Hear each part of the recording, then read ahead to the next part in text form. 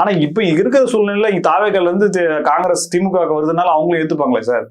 அந்த மனநிலைமை தான் இருக்கிறாங்க. என்ன சொல்றீங்க? தாவேக்கா கூட்டணியில இருந்து காங்கிரஸ் பிரிஞ்சு மீண்டும் திமுகவுக்கு போகுது அப்படின்னாலும் திமுக ஏத்துக்குமே. இன்னும் திமுக ஏத்துக்குன்னு நினைக்கிறீங்க? அவங்கள நிச்சயமா அதுக்கு வாய்ப்பே இல்லை. இப்ப கவர்னர் திரு விஜய் அவர்களை பதவி ஏற்க அழைக்கலன்னு சொல்லிட்டு மாவட்ட தலைநகரங்கள்லாம் காங்கிரஸ்காரங்க ஆர்ப்பாட்டம் பண்ணாங்க பாத்தீங்களா?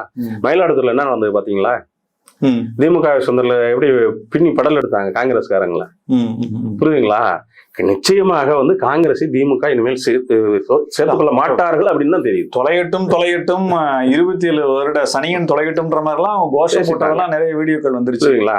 இதுதான் நம்ம பார்க்கணும். அதனால இவங்களோட திமுகவோட டீம் பிளான் பி இதுல ஃபெயிலியர் இவங்க வந்ததுனால ஃபெயிலியர் ஆகுதுங்கிறதுனால தான் இவங்க அதிமுக உடைஞ்சு சொல்லிட்டு இருக்காங்க.